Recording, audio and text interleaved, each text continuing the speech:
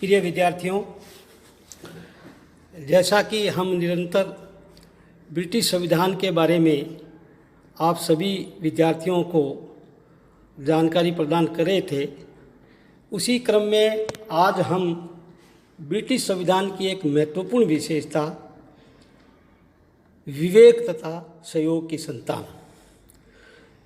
स्टेची ने ब्रिटिश संविधान के बारे में लिखा है कि ब्रिटिश संविधान संयोग और विवेक का परिणाम है या संतान है। ब्रिटिश संविधान प्रधानतः अलिखित है। यह शताब्दियों से निरंतर विकास का परिणाम है। जेनिंग्स के शब्दों में, यदि संविधान का अर्थ संविधान संस्थाएं हैं और वह कागज नहीं है जो उसका वर्णन करता है, ब्रिटिश संविधान का निर्माण नहीं हुआ है बल्कि विकास हुआ है। यह नदी की वह धारा है जो धीरे धीरे बन जाती है, टेढ़ी मेढ़ी चाल में बदल जाती है, कभी कभी पत्तों के झुरमुट में आंखों से ओझल हो जाती है। वह एक ऐसा अनिर्मित भवन है जिसमें पूर्व पीढ़ियों ने आवश्यकतानुसार झरोके, खिड़कियां, दरवाजे आदि जोड़कर सुधार किया था। अंत में ब्रिटिश संविधान सहयोग का तत्व है। उसका निर्माण उस प्रकार योजनाबद्ध तरीके से नहीं हुआ जिस प्रकार अमेरिका या भारत का संविधान निर्मित हुआ, वरन सदियों के विकास का परिणाम है। विकास के इस परिणाम में कुछ प्रक्रियाएं एवं संरचनाओं का निर्माण परिस्थितियों के अनुसार संयोगवश ही हो गया। कुछ संस्थाएं एवं व्यवस्थाएं ऐसी भी है जिनका निर्माण सोच समझकर विवेक से किया गया है। इसलिए स्टेची ने इसे सहयोग एवं विवेक की संतान कहा है। ब्रिटिश संविधान में सर्वप्रथम हम सहयोग के कौन कौन से तत्व हैं उनका अध्ययन आज इस व्याख्यान में करेंगे। मानव सभ्यता के विकास से सेक्शन काल की बहुत बड़ी देन थी।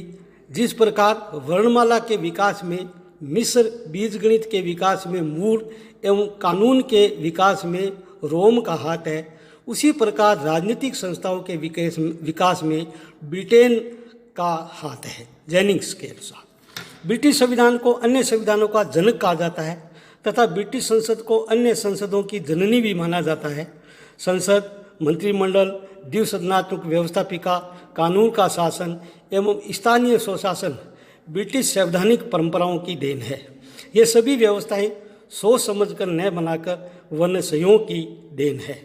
सर्वप्रथम सहयोग के तत्व में हम द्विसदनात्मक व्यवस्थापिका का निर्माण कैसे हुआ इसकी जानकारी प्रदान करेंगे।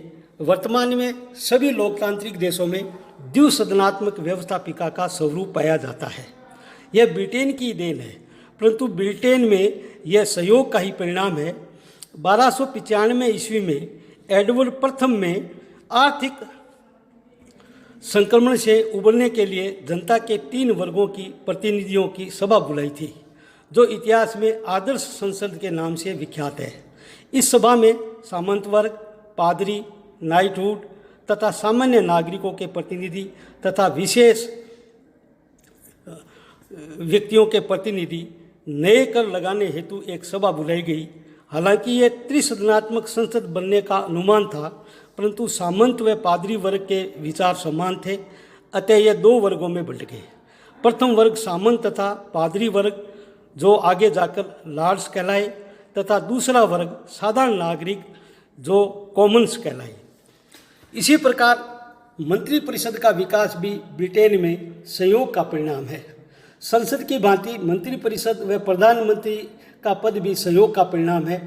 17वीं शताब्दी से पूर्व एंग्लो सैक्सन काल में राजा की शक्ति पर विटजन मोट नामक संस्था का नियंत्रण होता था, जिसे बुद्धिमानों की सभा भी कहा जाता था। विटजन मोट एक शक्तिशाली संस्था थी जो राजा को विधि निर्माण में परामर्श देती थी, राजा को पदच्युत भी कर सकती थी तथा युद्ध व न्याय का संचालन भी करती थी। कालांतर में यह विटजन मोट से क्यूरिया रेजिस में बदल गई। क्यूरिया रेजिस के कार्य धीरे धीरे बदल गए, जिसके कारण यह विचार विमर्श या मंत्रणा के योग्य नहीं रही। अतः सम्राट ने पीरवी परिषद का निर्माण किया। आगे चलकर सदस्यों की संख्या पीरवी परिषद में अधिक होने के कारण चार्ल्स द्वितीय ने अपने 5 घनिष्ठ मित्रों से सलाह लेना प्रारंभ कर दिया और इनके नाम के प्रथम अक्षरों को मिलाकर कबाल नाम की संस्था का निर्माण किया गया, CABAL, जिसे कबाल कहा जाता था। आगे चलकर कबाल से ही कैबिनेट का जन्म हुआ। प्रीवी काउंसिल में मंत्रिमंडल का विकास हुआ, इसलिए बैंकर ने सर्वप्रथम कैबिनेट शब्द का प्रयोग किया था। कबाल में प्रथम व्यक्तियों के नाम के जो प्रथम अक्षर थे उनमें आलिगटन, बर्किंघम, एस्ले तथा लाडरडेम प्रमुख व्यक्ति थे। प्रधानमंत्री पद का विकास। हैनोवर वंश के काल की सबसे प्रमुख देन मंत्रिमंडल में राजा का त्याग एवं प्रधानमंत्री पद के विकास था। 18वीं सदी से पहले मंत्रिमंडल का अध्यक्ष राजा होता था, लेकिन संयोगवश जॉर्ज फर्स्ट व सेकंड ने मंत्रिमंडल की बैठकों में भाग लेना बंद कर दिया, क्योंकि ये दोनों सम्राट अंग्रेजी भाषा नहीं जानते थे। अतः रॉबर्ट वालपोल की अध्यक्षता में बैठकें होने लगी। अतः वालपोल को पहला प्रधानमंत्री भी माना जाता है। वालपोल ने 10 डाउनिंग स्ट्रीट को अपना कार्यालय बनाया, जो आज प्रधानमंत्री का सरकारी निवास माना जाता है। तीसरा बिंदु है सामूहिक उत्तरदायित्व का विकास। संस्थात्मक शासन व्यवस्था में उत्तरदायित्व व्यवस्था में कार्यपालिका अपने पद पर कामन सभा के विश्वास पर ही चल सकती है। यह वर्तमान व्यवस्था ब्रिटेन में सहयोग का तत्व है, क्योंकि रॉबर्ट वालपोल के समय 1742 में संसद ने मंत्रिमंडल की नीतियों का समर्थन नहीं किया, तो वालपोल ने अपने पद से त्यागपत्र देकर इस प्रथा को शुरू कर दिया कि यदि संसद में मंत्रिमंडल परास्त हो जाता है तो उसे त्यागपत्र दे देना चाहिए। 18वीं शताब्दी में मंत्रिमंडलात्मक पद्धति की प्रमुख विशेषताओं का विकास संयोग से ही हुआ था, जो निम्नलिखित है। मंत्रिमंडल के सदस्यों को संसद का सदस्य होना चाहिए। सभी मंत्रिमंडल के सदस्य एक विचारधारा के हो। मंत्रिमंडल का संसद में बहुमत होना चाहिए। कामन सभा के प्रति मंत्री उत्तरदायी होने चाहिए। दूसरा जो बिंदु है, ब्रिटिश संविधान में विवेक के तत्व है। ब्रिटिश संविधान में कुछ राजनीतिक संस्थाएं ऐसी भी है जिनमें बड़े सुनियोजित ढंग से चिंतन और मनन करके सुधार किए गए। ये सुधार विवेक से सोच समझ कर लागू किए गए हैं। अतः ब्रिटिश संविधान को इसीलिए विवेक का शिशु भी कहा जाता है।